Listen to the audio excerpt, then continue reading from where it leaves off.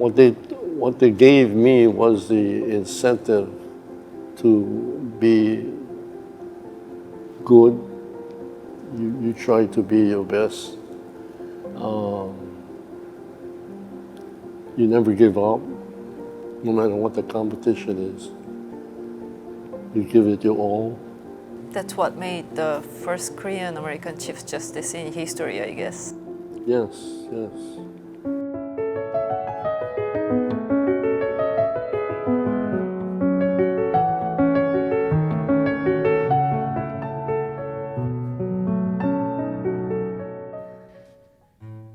오아후 섬은 하와이 정치, 경제, 문화의 중심지입니다. 하와이 주요 섬 중 인구도 여행자 수도 가장 많습니다. 오아후를 찾는 여행자들의 발길은 보통 와이키키를 향하는데요. 세계 최고의 휴양지이기 때문이죠. 물론 좀 더 모험심이 있는 여행자들은 와이키키를 벗어나 오아후의 숨은 아름다움을 찾아 나서기도 합니다. 하지만 외진 동네 와히아와를 일부러 찾는 이들은 별로 없습니다. 1920년대 와히아와는 수백여 명의 한국인이 모여 살던 이른바 한인타운이었습니다. 당시 태평양 연안에서 가장 큰 군부대가 이곳에 있어서 와히아와의 한인들은 이들 군인들을 상대로 세탁소나 수선점 같은 가게를 운영했는데요. 1세대 한인 이민자인 문정헌 씨도 그중 한 명으로 사탕수수 노동자 계약이 끝나고 그는 곧 와히아와에 자그마한 양복점을 차렸습니다. 100여 년 전 바로 이 양복점 2층에서 문정헌 씨와 그의 부인은 아들을 낳아 키웠습니다. 그리고 그 아들의 아들은 장차 하와이 그리고 미주 최초이자 유일한 한국인 대법원장이 됩니다.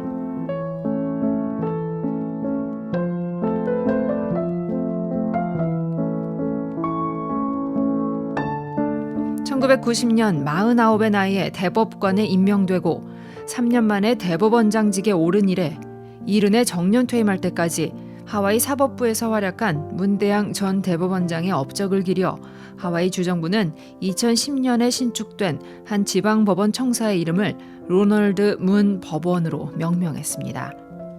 문 전 대법원장과 함께 15년 가까이 일한 마크 렉터널드 하와이 주 대법원장은 문대양 전 대법원장을 이렇게 기억합니다.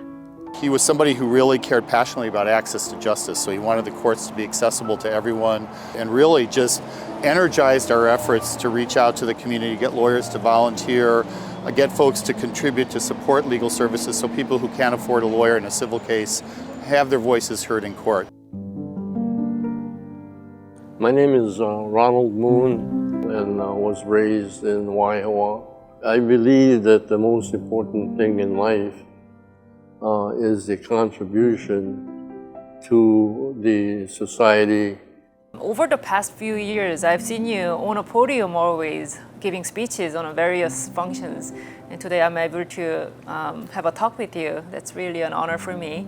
The first Korean American Chief Justice in history, what did it mean to you?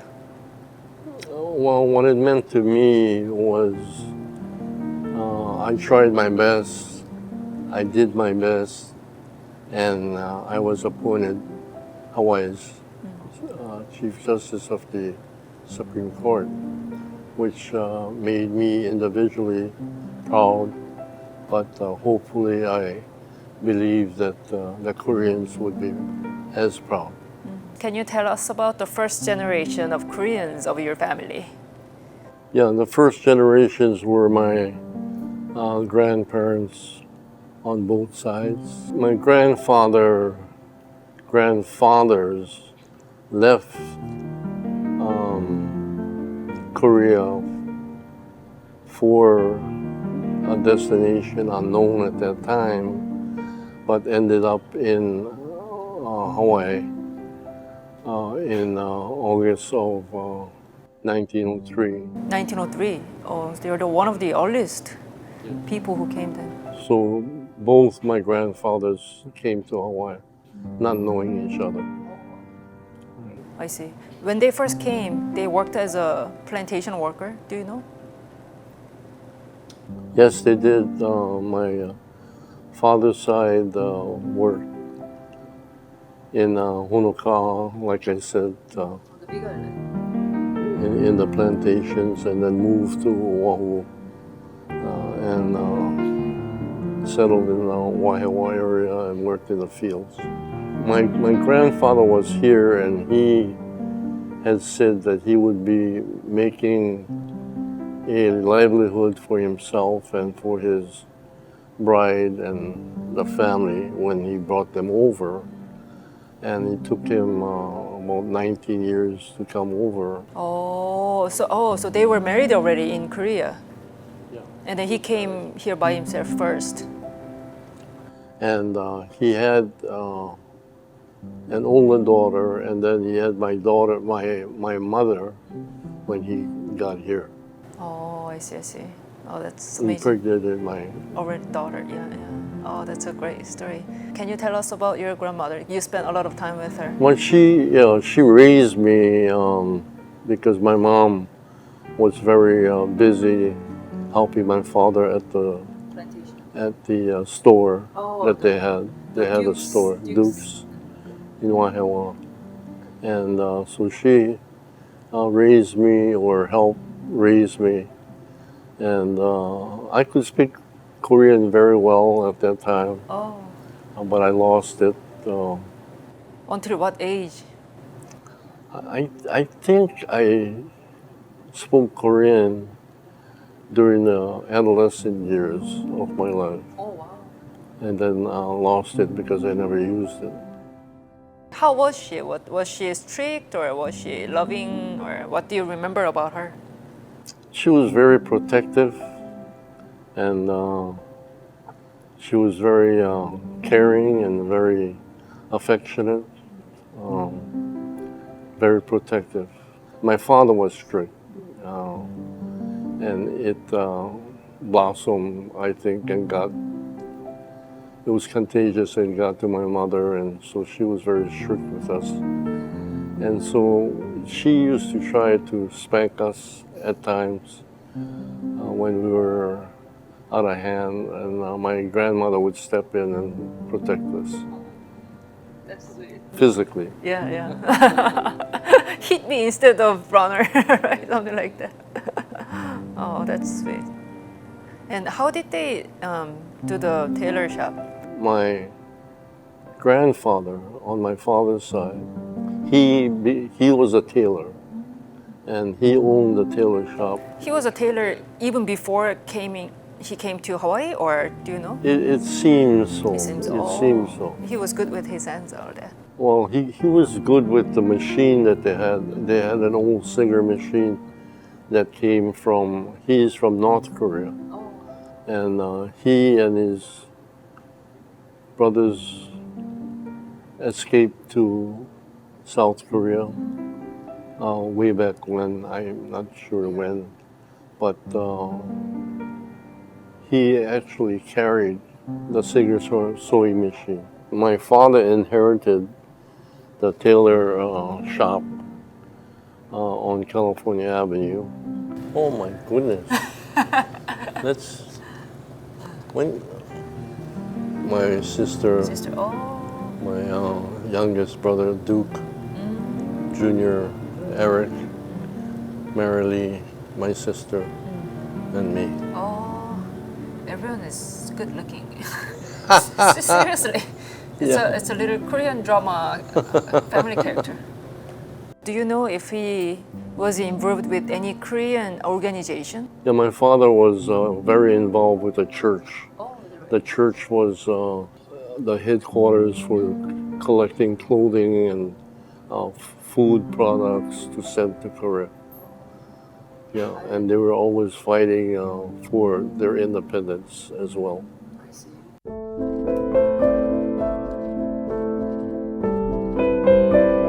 So it was not just a religious, group of people. No, It's just- the church was very central to the Koreans' activities in fighting for independence, sending goods to Korea to help the situation there.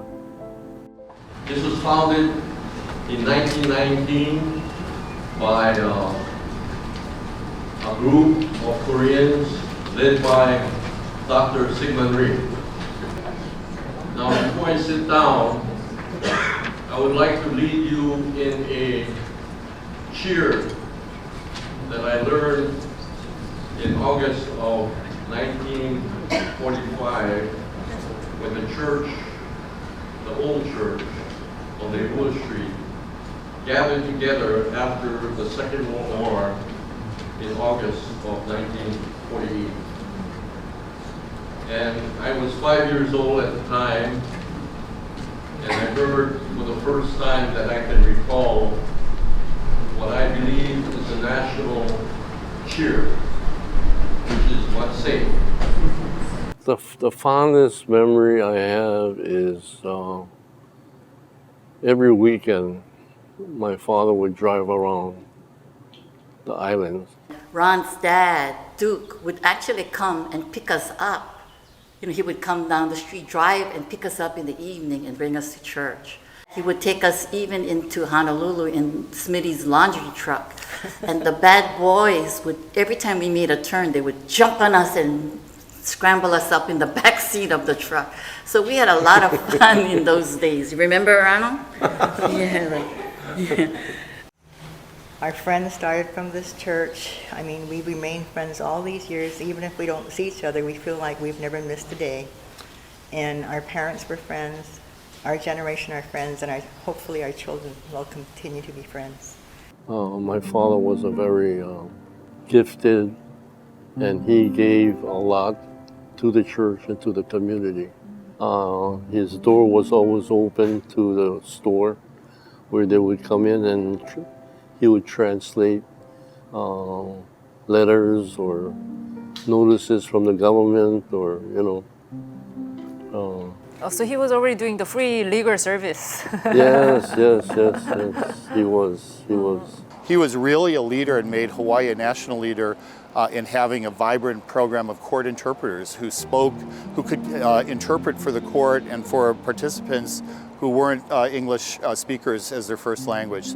Huge contribution. Again, really reflects, I think, him never forgetting his roots, him always understanding what it meant, you know, to be somebody who might be on the outside looking in and wanting to have everybody be part of who we are, everyone to feel valued, everyone to have their voice heard. Looking back 30 plus years of, you know, your service as a judge, what are the most memorable moments you have?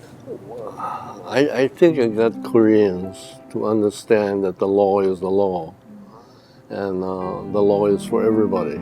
It's just not for them and not for others.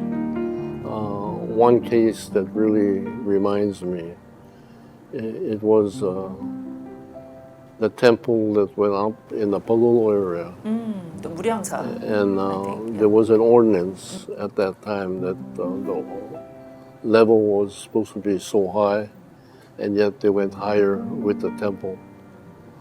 And we had to force them to cut it down at their cost and expense, which hurt. I think Koreans learned at that time that you know, just because they had a Korean judge or a justice or whatever at the time, that they would have special treatment, but they didn't. They learned that the law was the law for everyone. But there's a one saying that I will always remember from your speech. Public service is a rent one pays for the space he or she occupies here on earth. You know, my father's position was that public service is the rent that you pay for occupying space here on earth. And he paid a lot of rent. And let me also ask you, I see so many news these days about anti-Asian hate crime. What do you think we should do to try to mend this? The way you remedy any crime is to prosecute that offense. You have to apply the law evenly. It's not this is anti-Asian, and so you give them a break. Oh, I see. You have to apply it evenly. And what's the one thing that you hope others will remember about you? I hope they remember me by following the law, that I followed the law and I made people follow the law. What did you learn from your father or your grandfather or your grandmother that you want to pass on to the next generation? What they gave me was the incentive to be good. You try to be your best.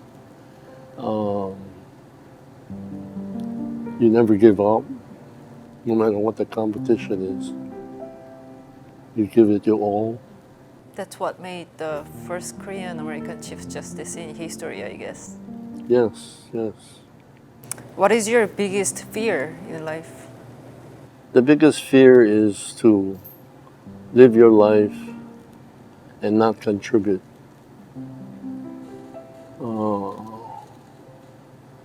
I feel that way.